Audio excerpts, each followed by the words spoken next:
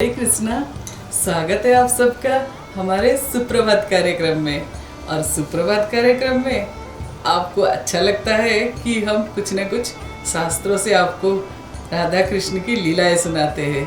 देखिए, राधा कृष्ण की जो लीलाएं है ना, वो बहुत ही सुंदर थे और बहुत ही भावपूर्ण। देखिए, जो तृतीया में भगवान लीला पुरुषोत्तम बन के आए थे, वो जो लीलाएं करे हैं वो सुनने में भी अच्छा लगता है और हमें बोलने में भी।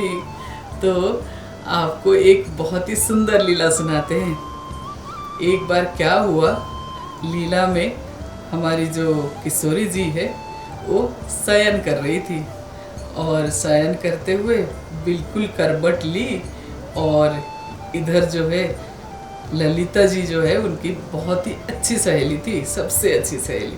तो ललिता जी को मन में भावना आया कि वो राधा रानी के चरण दबाए, चरण सेवा करे।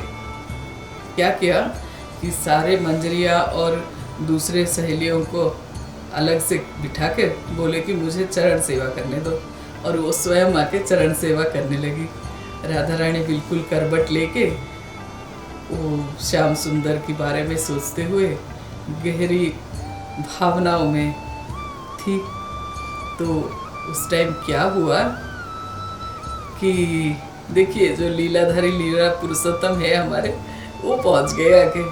और वो पहुंच के इशारे से चुपके से इशारा करे ललिता जी को।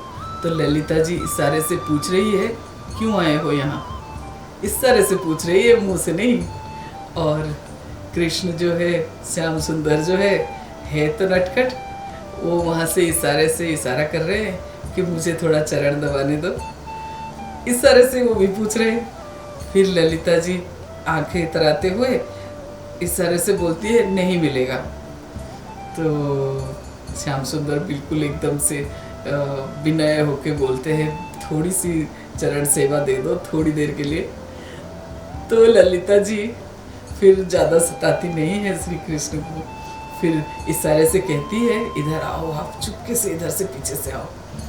तो श्री कृष्ण जो है चुपके से आते हैं और ललिता जी बिल्कुल ऐसे श्री कृष्ण को राधा रानी को सौंपती है कि पता ही ना चले कि ललिता जी गई और श्याम सुंदर आए।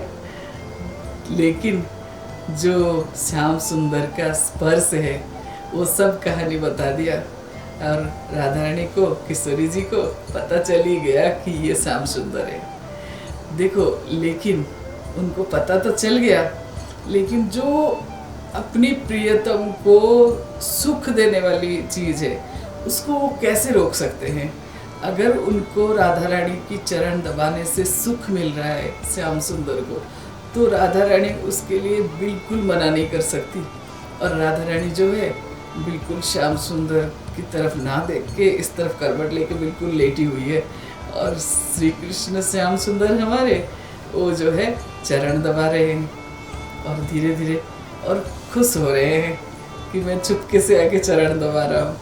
और राधा रानी के मन में क्या भाव है कि उफ, ये मेरे नाथ, ये मेरे प्रियतम, ये देवों के देव, इनका चरण मुझे दबाना चाहिए, इनका सेवा मुझे करना चाहिए। ये मेरे चरण दबा रहे, क्या करूँ, इनको रोक भी तो नहीं सकती, ये सोच रही है राधा रानी।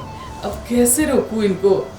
इनको इतना सुख मिल रहा है, इनको सुख से वंचित मैं नहीं कर सकती, मैं उनको रोक नहीं सकती, चाहे मुझे उसके लिए करोड़ों जन्म नरक में पड़ना पड़े, लेकिन मैं उनको रोक ही नहीं सकती। राधा रानी की आंखों से अविरल आंसू बहने लगा, क्योंकि भाव के आंसू थे। और भगवान को सुख तो मिल रहा है, लेकिन उसके लिए भगवान को, श्याम सुंदर को उनकी चरण दबाना पड़ रहा है। ये सोच के राधा रानी जो है अविरल आंसू बहाने लग गई। देखिए, भाव जो है ना, एक बहुत ही अनोखी चीज़ है। चाहे वो भाव हम इंसान से हो, चाहे इंसान की भगवान से हो।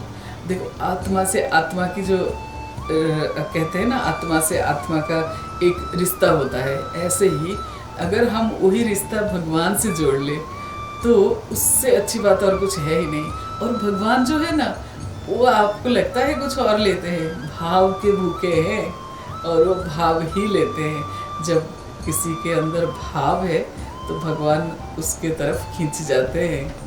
तो अपने अंदर जो है ना, अपने मन को आप ऐसे ही फालतू चीज़ों में मत लगाना कभी भी, और कोशिश करना कि भगवान में लगे और भाव के साथ लगे। देखिए ना कितना सुंदर लीला है भगवान और राधा रानी के, श्याम सुंदर और किशोरी जी के।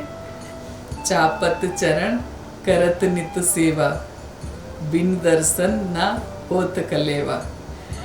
तो इसीलिए भगवान जो है, जो भाव के भूखे हैं, जो हमारे भाव को समझ जाते हैं, उनके साथ जुड़े रहना अच्छा है। और आपका दिन बहुत ही शुभ हो और मंगलमय हो। हरे कृष्णा।